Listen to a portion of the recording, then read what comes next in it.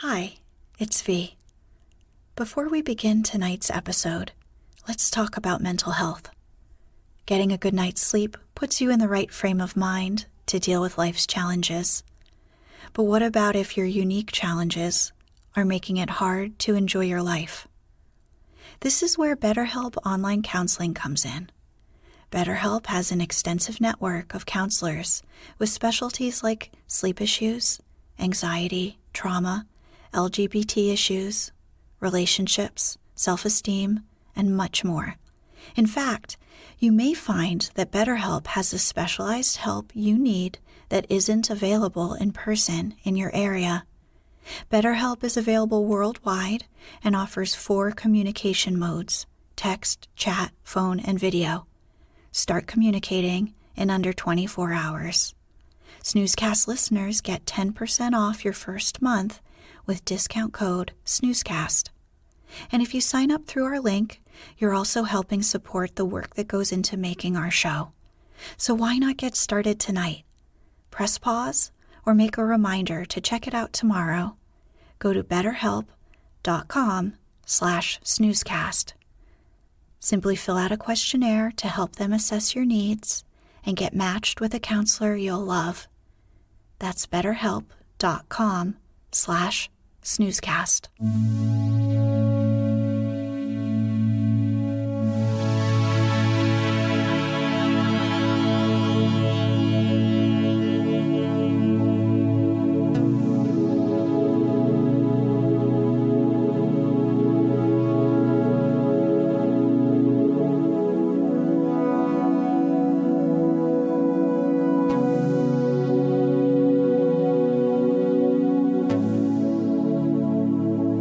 Welcome to Snoozecast, the podcast designed to help you fall asleep.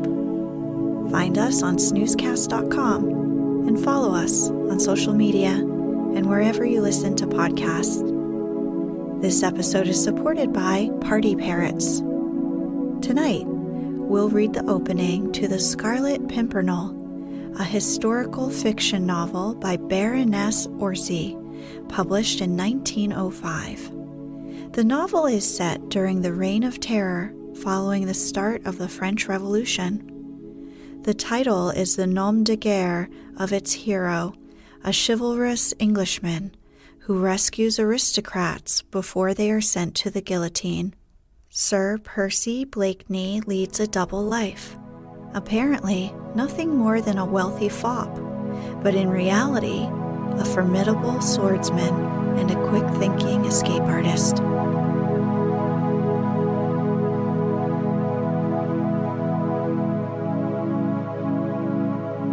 Let's get cozy.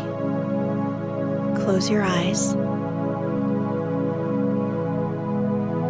Relax your body into the softness of your bed. Now, take a few deep breaths.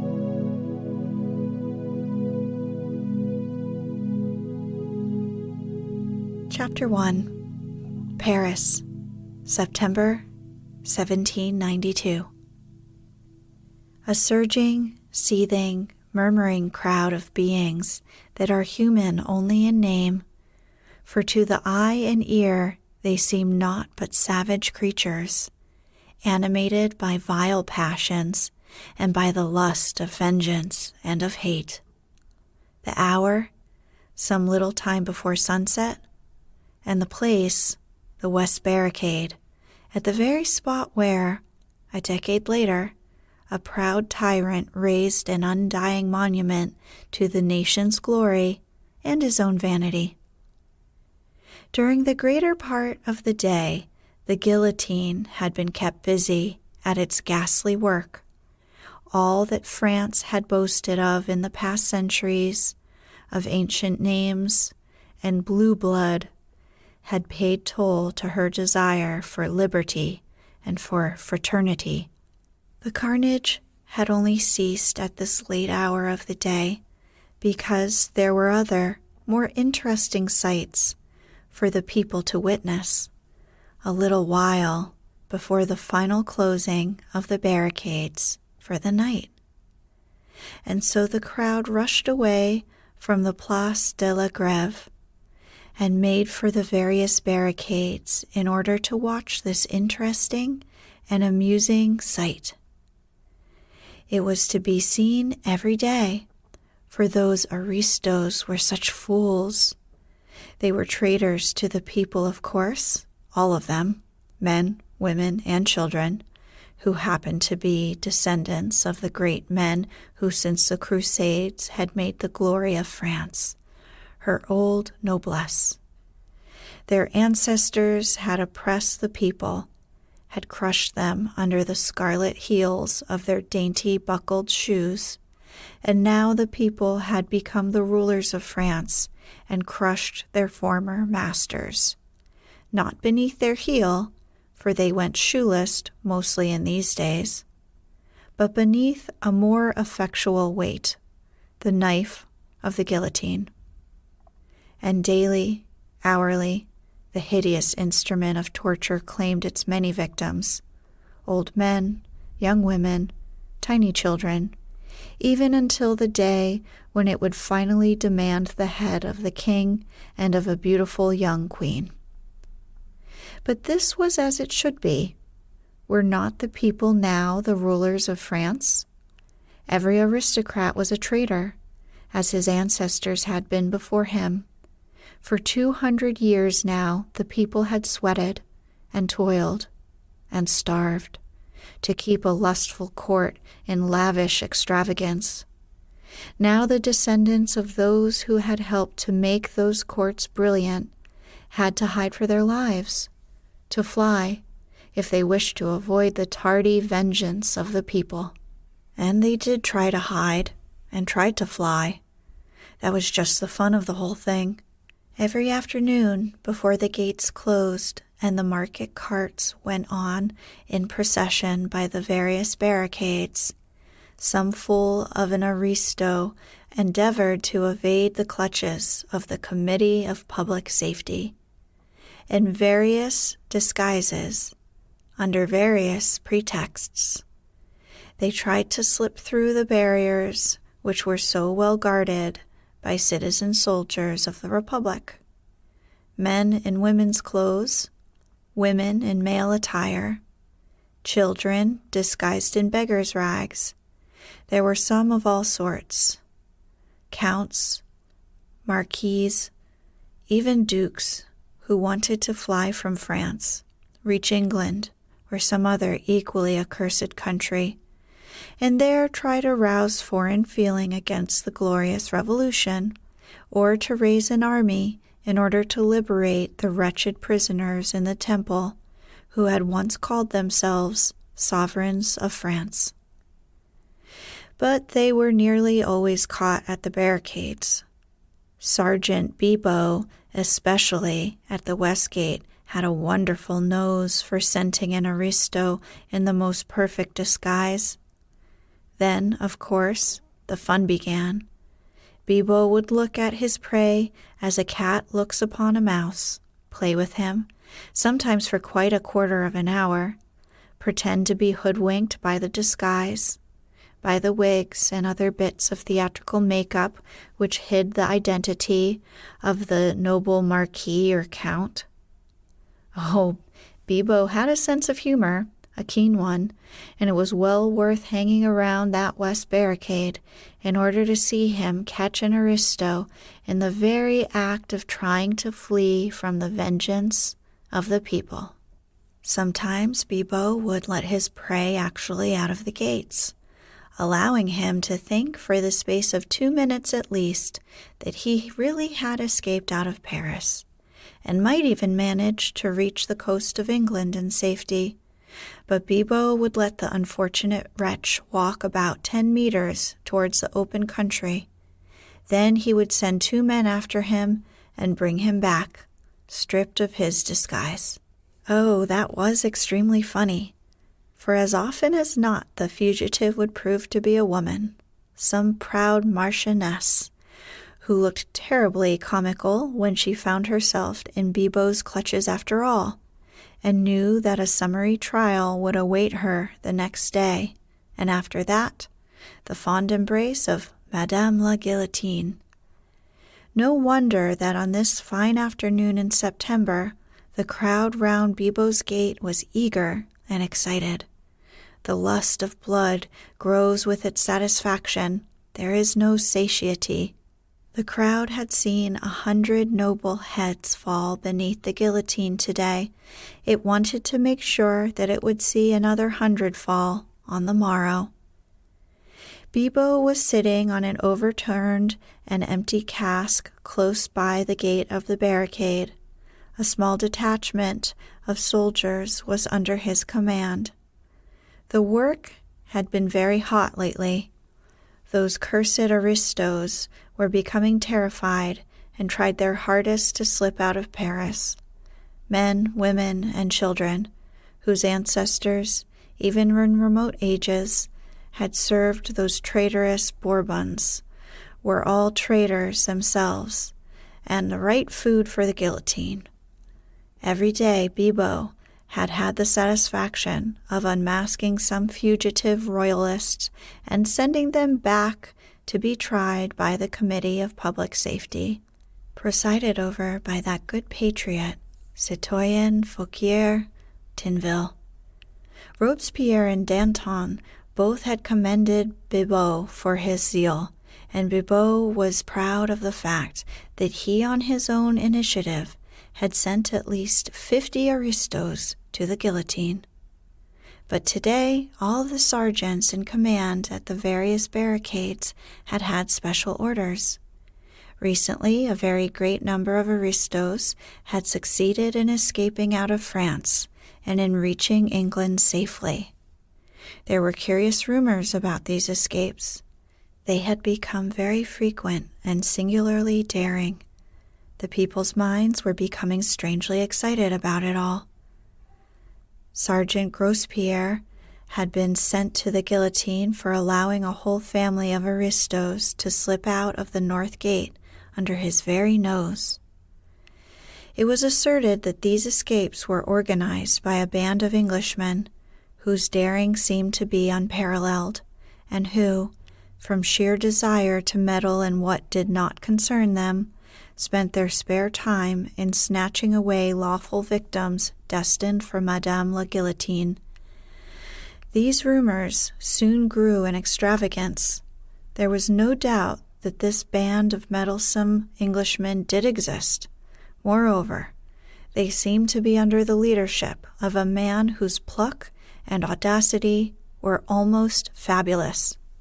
Strange stories were afloat of how he and those aristos whom he rescued became suddenly invisible as they reached the barricades and escaped out of the gates by sheer supernatural agency. No one had seen these mysterious Englishmen. As for their leader, he was never spoken of, save with a superstitious shudder. Citoyen Fouquier Tinville would in the course of the day receive a scrap of paper from some mysterious source. Sometimes he would find it in the pocket of his coat. At others it would be handed to him by someone in the crowd, whilst he was on his way to the sitting of the Committee of Public Safety. The paper always contained a brief notice that the band of meddlesome Englishmen were at work, and it was always signed with a device drawn in red, a little star-shaped flower, which we in England call the Scarlet Pimpernel.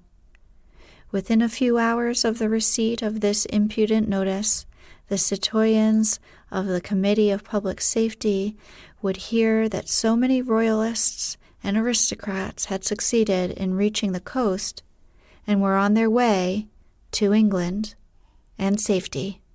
The guards at the gates had been doubled. The sergeants in command had been threatened with death, whilst liberal rewards were offered for the capture of these daring and impudent Englishmen. There was a sum of 5,000 francs promised to the man who laid hands on the mysterious and elusive Scarlet Pimpernel. Everyone felt that Bibeau would be that man. and Bibot allowed that belief to take firm root in everybody's mind. And so, day after day, people came to watch him at the west gate, so as to be present when he laid hands on any fugitive aristo who perhaps might be accompanied by that mysterious Englishman. "Bah," he said to his trusted corporal, "Citoyen Grospierre was a fool. Had it been me now, at that north gate last week." Citoyen Bibot spat on the ground to express his contempt for his comrade's stupidity. "How did it happen, citoyen?" asked the corporal. Bibot began, pompously. "Grospierre was at the gate, keeping good watch. As the crowd closed in round him, listening eagerly to his narrative, we've all heard of this meddlesome Englishman, this accursed Scarlet Pimpernel.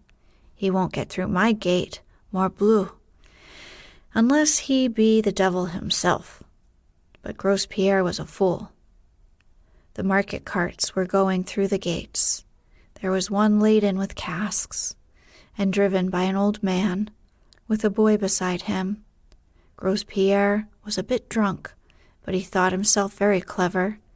He looked into the casks, most of them at least, and saw they were empty, and let the cart go through."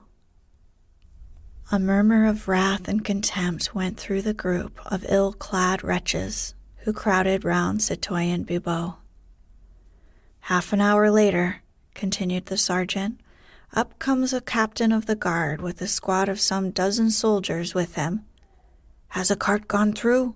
he asked of Grospierre, breathlessly. 'Yes,' says Grospierre, 'not half an hour ago.'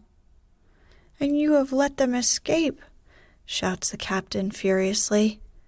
'You'll go to the guillotine for this, citoyen sergeant.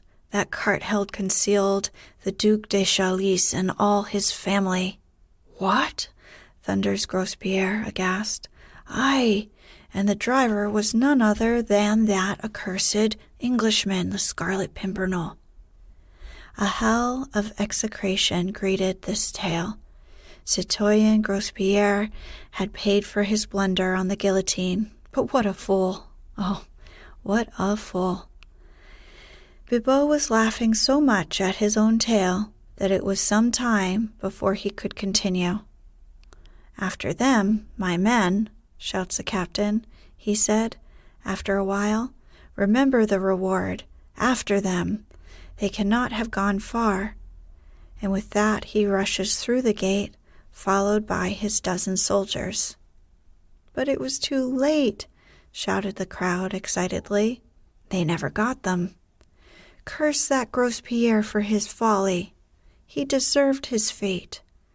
Fancy not examining those casks properly." But these sallies seemed to amuse Citoyen Bibot exceedingly.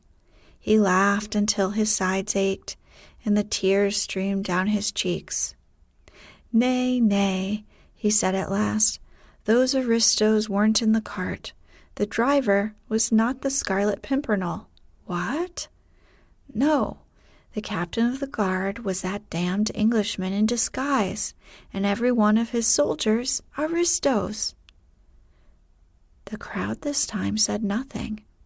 The story certainly savored of the supernatural, and though the Republic had abolished God, it had not quite succeeded in killing the fear of the supernatural in the hearts of the people. Truly that Englishman must be the devil himself. The sun was sinking low down in the west. Bibot prepared himself to close the gates. "En avant the carts," he said. Some dozen covered carts were drawn up in a row, ready to leave town, in order to fetch the produce from the country close by, for market the next morning. They were mostly known well to Bibot, as they went through his gate twice every day on their way to and from the town. He spoke to one or two of their drivers, mostly women, and was at great pains to examine the insides of the carts. "You never know," he would say. and I'm not going to be caught like that fool Grospierre. The women who drove the carts usually spent their day on the Place de la Grève, beneath the platform of the guillotine, knitting and gossiping, whilst they watched the rows of tumbrils arriving with the victims the Reign of Terror claimed every day. It was great fun to see the aristos arriving for the reception of Madame la Guillotine, and the places close by the platform were very much sought after. Bibot, during the day, had been on duty on the place. He recognized most of the old hags who sat there and knitted, whilst head after head fell beneath the knife, and they themselves got quite besplattered with the blood of those cursed aristos. "La mère," said Bibot to one of these terrible hags, "what have you got there?" He had seen her earlier in the day, with her knitting and the whip of her cart close by her. Now she had fastened a row of curly locks to the whip handle, all colors, from gold to silver, fair to dark, and she stroked them with her huge bony fingers as she laughed at Bibot. "I made friends with Madame Guillotine's lover," she said with a coarse laugh. "He cut these off for me, from the heads as they rolled down. He has promised me some more tomorrow, but I don't know if I shall be at my usual place." "Ah, how is that, Le Maire?" asked Bibot, who, hardened soldier though he was, could not help shuddering at the awful loathsomeness of this semblance of a woman, with her ghastly trophy on the handle of her whip. "My grandson has got the smallpox," she said, with a jerk of her thumb towards the inside of her cart. "Some say it's the plague. If it is, I shan't be allowed to come into Paris tomorrow." At the first mention of the word smallpox, Bibot had stepped hastily backwards, and when the old hag spoke of the plague, he retreated from her as fast as he could. "Curse you," he muttered, whilst the whole crowd hastily avoided the cart, leaving it standing all alone in the midst of the place. The old hag laughed. "Curse you, citoyen, for being a coward," she said. "Bah, what a man to be afraid of sickness." "Morbleu, the plague!" Everyone was awestruck and silent, filled with horror for the loathsome malady, the one thing which still had the power to arouse terror and disgust in these savage, brutalized creatures. "Get out with you and with your plague-stricken brood," shouted Bibot hoarsely, and with another rough laugh and coarse jest, the old hag whipped up her lean nag and drove her cart out of the gate. This incident had spoilt the afternoon.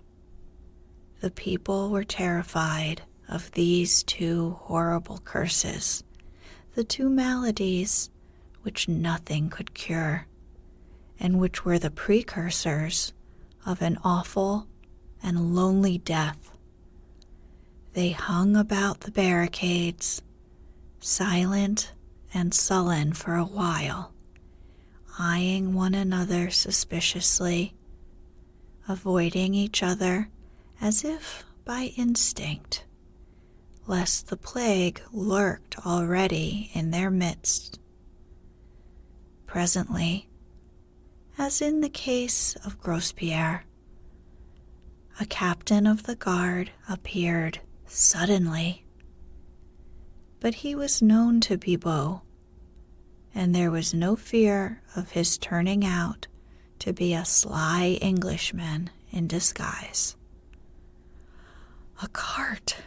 he shouted breathlessly, even before he had reached the gates. "What cart?" asked Bibot, roughly. "Driven by an old hag. A covered cart. There were a dozen. An old hag who said her son had the plague?" "Yes." "You have not let them go?" "Morbleu," said Bibot, whose purple cheeks had suddenly become white with fear. "The cart contained the ci-devant Comtesse de Tournay and her 2 children, all of them traitors and condemned to death." "And their driver?" muttered Bibot, as a superstitious shudder ran down his spine. "Sacré tonnerre," said the captain, "but it is feared that it is that accursed Englishman himself, the Scarlet Pimpernel." Chapter 2. Dover, the Fisherman's Rest. In the kitchen, Sally was extremely busy. Saucepans and frying pans were standing in rows on the gigantic hearth. The huge stock pot stood in a corner, and the jack turned with slow deliberation and presented alternately to the glow every side of a noble sirloin of beef.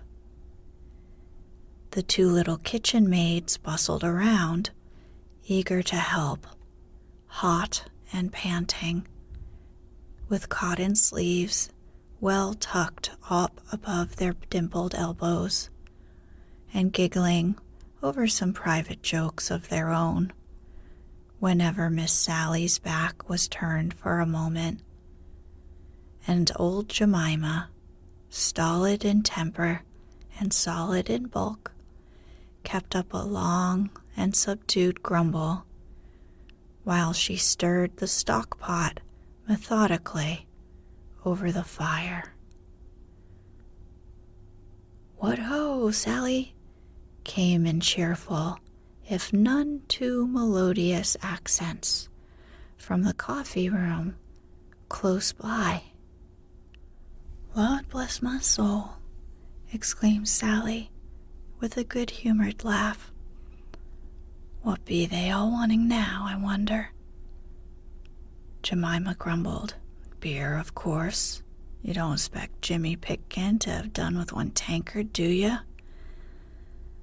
"Mr. Harry, you looked uncommon thirsty, too," simpered Martha, one of the little kitchen maids, and her black eyes twinkled as they met those of her companion, whereupon they both started a round of short and suppressed giggles.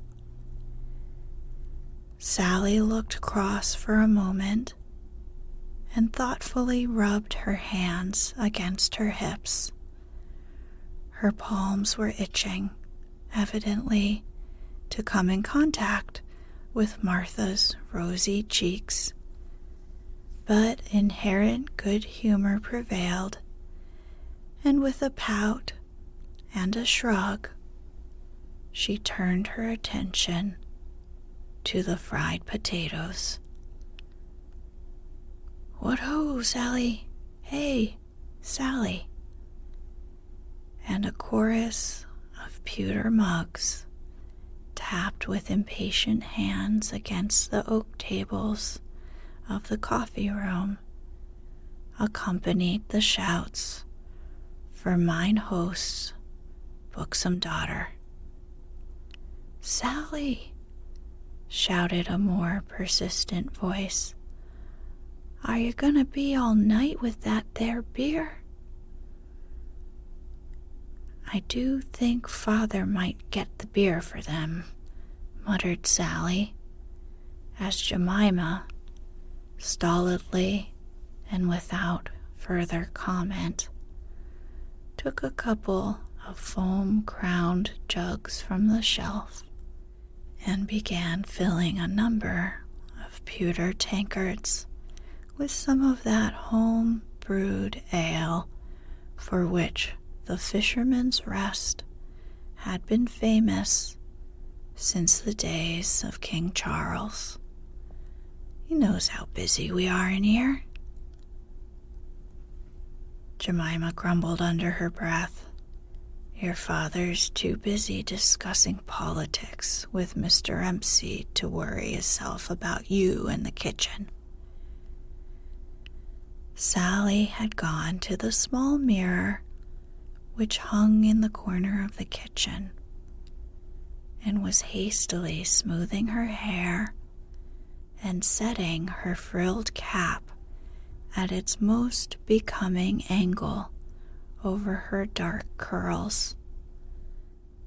Then she took up the tankards by their handles, 3 in each strong brown hand, and, laughing, grumbling, blushing, carried them through into the coffee room. There was certainly no sign of that bustle and activity which kept 4 women busy and hot in the glowing kitchen beyond. The coffee room of the Fisherman's Rest is a show place now at the beginning of the 20th century. At the end of the 18th, in the year of grace 1792, it had not yet gained that notoriety and importance which 100 additional years and the craze of the age have since bestowed upon it. Yet it was an old place, even then, for the oak rafters and beams were already black with age, as were the paneled seats with their tall backs and the long, polished tables between, on which innumerable pewter tankards had left fantastic patterns of many-sized rings. In the leaded windows, high up, a row of pots of scarlet geraniums and blue larkspur gave the bright note of color against the dull background of the oak.